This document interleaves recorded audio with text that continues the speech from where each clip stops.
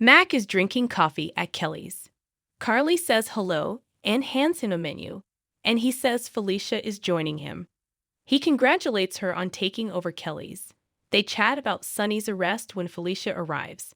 Felicia carries a huge number of files with her, all the things she needs to study and fill out before she can start volunteering at the hospital. Felicia can sense Mac's upset, and he reveals Cody's been admitted to Ferncliff. Felicia notes that's where Sasha is. Mac comments this is just like Leopold and Dominique, and he's worried about what Cody's willing to do to get to Sasha. Concerned, Mac states he's going to see him, but Felicia refuses to allow it. Felicia believes if Cody is right about Sasha being in danger, then he can't go because he may ruin Cody's plan. She says Cody is hot-headed, but he's smart and capable, and they must trust he knows what he's doing. She asks what's the worst thing that can happen if he's exposed. Outside of Kelly's, Nina tries to call Ferncliff for information on Sasha's release, but they won't talk to her. Carly comes out, and Nina stops her to talk about Sunny's being thrown in jail and how they could all be targets. Carly comments it's possible. She asks Carly what she's going to do about it. Carly replies, "What are you going to do about it?" Nana says without Jason, there is going to be a power vacuum in Port Charles. She knows Carly stepped in to keep the peace when Sunny was gone before.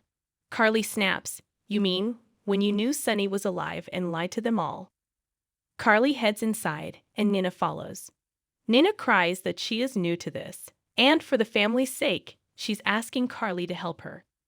Carly says Brick has been in touch and everything is stable right now, and she doesn't think anyone will make a play for Sunny's territory. Carly agrees they have to work together, and Nina needs to stay calm because it sends a bad message when one of the members of Sunny's circle is manic. Carly notes she's more focused on finding out who turned in evidence and broke rank with Sunny.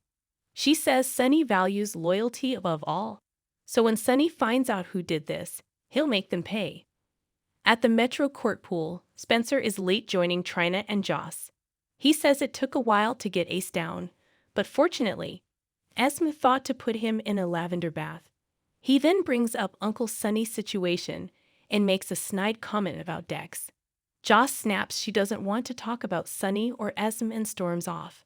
Spencer follows and says he's worried about Sunny, but he promises not to bring up Esme anymore. He decides to go for a swim and dives in the pool. Trina apologizes to Joss for Spencer, as she knows he's a jerk, but he's her jerk. Joss doesn't understand how his spending time with Esme doesn't bother her. Trina admits it does. She notes they barely get alone time, and she isn't complaining given what Curtis and her mom are going through, along with how Taggart is hurting. Joss knows she has a lot on her plate. Trina says it won't be like this forever, and she knows Spencer is hers and not Esme's. Trina soon joins Spencer in the pool, and they kiss. Joss, meanwhile, calls Dex and wonders why his phone is off. She leaves him a message that she loves him and misses him.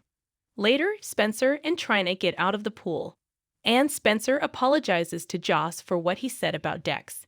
He knows they're both worried about Sunny. Joss thanks him, and Trina and Spencer head out. Later, Joss gets a message from Dex saying he misses and loves her too. At the Invader office, Gregory turns some work into Alexis. He tells her that he's planning to tell Chase about his illness tonight. She asks, with Finn. He's decided to do it alone. Gregory talks about Chase and Finn and how different they are. Alexis understands, and the same is true with Christina and Molly. Christina appears and asks, "Talking about me?" Gregory decides to leave them, and Christina invites her mom out for a bite to eat to discuss her dad and the trouble he's in. Suddenly, Molly shows up but says she'll come back. Alexis refuses to put up with this, drags Molly in, and says they need to kiss and make up, as they both have bigger problems to deal with. Molly refuses and says Christina knows why she's angry, and she's playing the victim. Christina says she knows something about being a victim, and this feels so much worse because Molly's involved. Molly cries she can't take this and storms out. Alexis tells Christina she'd give anything to have her sister back, and it breaks her heart seeing her and Molly at odds. She won't micromanage this, but advises her to think about what's at stake. Molly returns home, looks at her stuffed pony, and cries as she thinks back to Christina's words about being a victim. Brooke Lynn arrives at Chase's place with a small bag. He's shirtless and sweaty, just having finished a workout. He asks where the rest of her stuff is. She explains this is all she brought. He thought she was moving in, not just spending the night. Brooke Lynn claims this is all she needs. He's never seen her pack so light and feels like she's trying to restrict herself. Brooke Lynn says she is adaptable and can use this experience to try and see herself in a new light. She doesn't need to bring everything she owns, as she'll still be spending time at the mansion. Gregory arrives later, and Chase is happy to see him. Gregory thanks him for making time for his old man.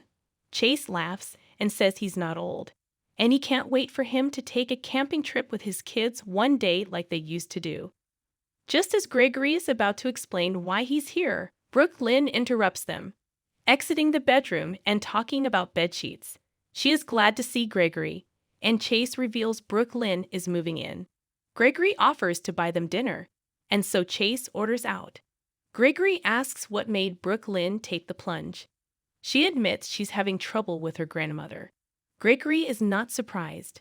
Later they pour some wine, the pizza arrives, and they all enjoy a meal together.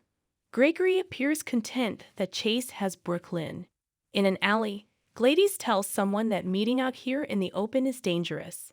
Dr. Montague appears and notes meeting in public is no problem as he's Sasha's doctor. Gladys says she's wired the money to his offshore account, and he says he got the notice. She states then they can go get Sasha out, but he says, not so fast.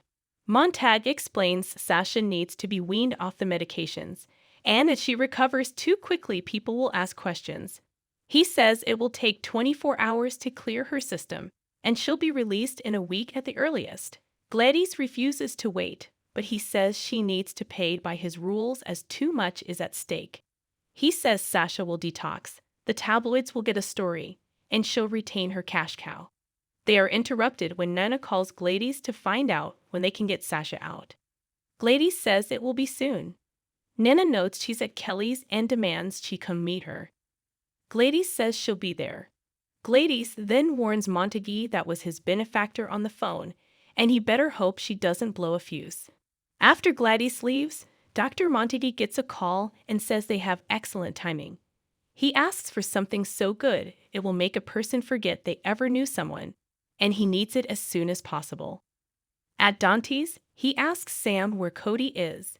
She admits he's in Ferncliff, and she helped him get committed. Dan doesn't understand why she'd do this, and it could make things worse for Sasha. Sam says Cody believes Sasha is in danger, but Dante reminds her it was Sasha who stabbed Cody. He thinks Cody isn't facing the truth that Sasha had a serious mental breakdown. Sam thought so too, but says Cody made her realize if there was a chance they were wrong about her, and it was her and Sasha's situation. Wouldn't she want someone to come for her? Dante knows her, and that when she makes a decision that she thinks is right, there is no stopping her. However, he feels she's keeping things from him. Sam says his father is in custody, and he needs to be focusing on that. She also didn't want to compromise his integrity as a cop. She's no lawyer like her mom and sister, but guesses what she and Cody did was highly illegal, and she couldn't get him involved. Dandy tells Sam that he trusts her judgment, a hell of a lot more than Cody's, but he doesn't want to be kept in the dark, she says. Noted. He says if she thinks this is the right thing, then he'll back her. In Ferncliff, Cody tries to wake Sasha, but she's out cold. He shakes her, but she doesn't respond. He then sponges some water on her head, and she finally comes to. She sees Cody and freaks and cries. Please don't hurt me. Cody puts his hands up and says, It's me, Cody. He backs away and says he's here to help her. Sasha rambles on about Cyrus coming after her, and she doesn't know what's real. She asks if he's real. Cody says he's real and extends his hand and asks her to take it. Cody says she's being drugged, and Sasha cries. That's what they say. But she's not using again. She says the doctor made her. Cody says the doctor isn't here. He is, and he's on her side. He again asks her to take his hand.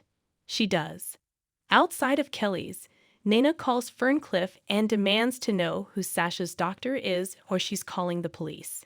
Gladys arrives, grabs her phone, and says she'll do no such thing. Nana demands to know what the holdup on Sasha's release is. Gladys says the doctor says she'll be home tomorrow. Nina demands Sasha be released now.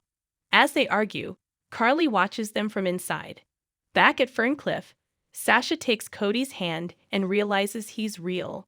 Meanwhile, Dr. Monty arrives. In her cell, Cody tells Sasha they need to go now.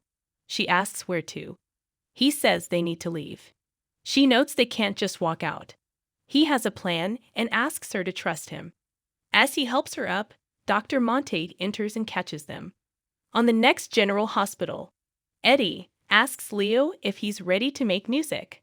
They appear to be at a recording studio, and Eddie has his guitar with him and Olivia is there.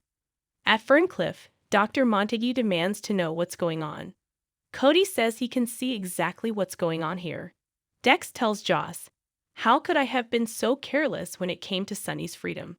Outside of Portia and Curtis, Portia asks Anna why she felt it was a good idea to come.